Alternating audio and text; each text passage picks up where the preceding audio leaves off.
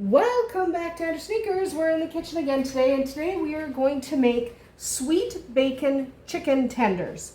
Now this is actually really easy. It's not as complicated as it seems at first. So let's get started. The first thing you need is to prep your pan. You're going to want to take a cookie sheet with an edge and line it with tin foil.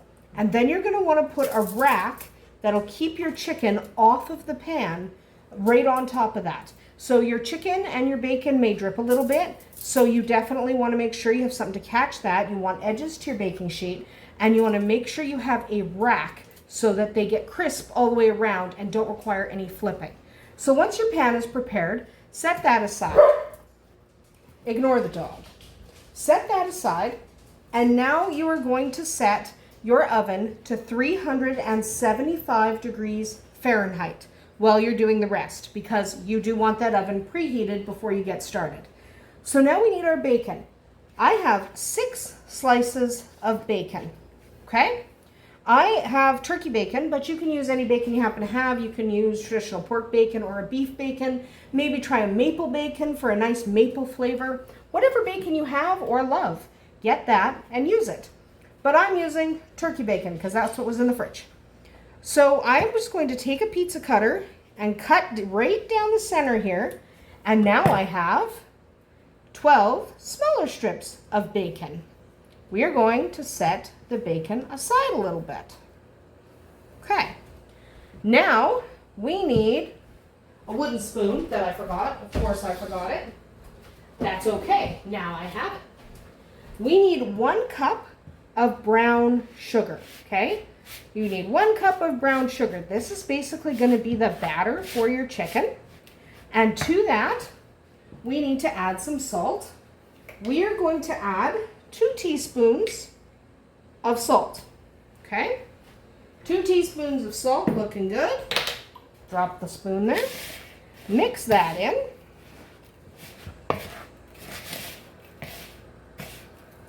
Now we need a little bit of pepper. You're only going to need about 1/4 teaspoon of pepper, so just a light sprinkle of pepper. Just enough to bring some savoriness to your chicken. Mix that in. Okay. Now you're going to need some oregano. Again, just a sprinkle. So we're only going to need about 1/4 teaspoon of oregano. Looks good to me. You can go a little higher on the oregano if you want, but you don't have to. Mix that up. Now to this, we are going to need to add some chicken. So we need chicken tenders. Now I've had mine defrosting because mine are frozen. So you can either just buy already pre-cut chicken tenders that we buy at Costco, or you can take a chicken breast and slice it into 4. So I have 12 tenders here, so if you're slicing a chicken breast, you are going to want 3 breasts cut each into 4 strips. That's basically what these are. Okay, these are basically chicken. If you put 3, 4 of them together, you basically have an entire chicken breast. Okay, so what we are going to do is we're going to take these 12. We're going to pop them in here. Okay. This is why we've had them defrosting, because mine were frozen. It's okay to use frozen ones, just defrost them first. This won't go well. I'm just going to get rid of the spoon. This will absolutely not go well if your stuff is already frozen. Okay? So if you are using frozen chicken, defrost it first. It needs to be fully defrosted. But put all 12 of your tenders, whether you are using just tenders or whether you sliced up some chicken breast, it really doesn't make a difference. Put them all in that bowl. Get rid of the plate. You will not need it anymore.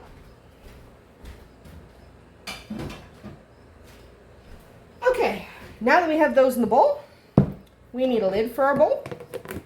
And we need to snap that lid down. Actually snap it down, because this is not going to be fun if we don't snap it down, which I always have a little trouble with these.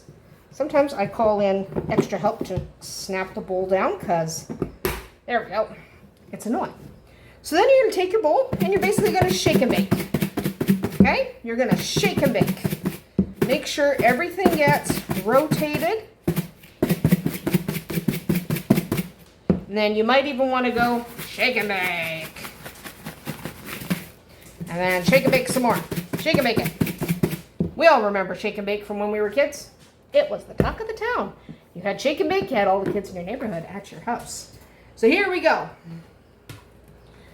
Our tenders are appropriately covered. Now, if you have one that you don't think is covered enough, just dunk it back in. But what you're going to do now, you're going to take a strip of bacon, move this to the side a little bit, take a strip of bacon, take a piece of chicken, and you're literally going to wrap, you're literally just going to wrap this bacon around the chicken. Then you are going to take this piece and transfer it to your pan. Remember to put it on that rack. Okay, that's what we want. So we take our bacon, take our chicken, and literally just wrap. Okay? Just give it a good wrap. Doesn't have to be perfect. Does not have to be perfect. It'll be yummy either way. Make sure that bacon strip is tucked under that chicken. Okay? Just for best results. So we're just going to keep doing that. I'm going to skip the next part of the video just because you don't need to watch me wrap 12 of these. But you do that all 12 times so that you have 12 full tenders ready on your tray. So we'll come back once I have finished wrapping all 12. All right, so now our chicken is wrapped in our bacon and it's ready to go in the oven. Remember that we are putting them in the oven at 375 degrees Fahrenheit, and we are going to cook them for 25 minutes. Because we have cut our chicken breasts into fillets or just straight used fillets, we do not have to worry that they'll take longer than that to cook. They will take 25 minutes. So pop them in the oven. We'll be back in 25 minutes. And there we have it. Sweet bacon chicken tenders ready to eat.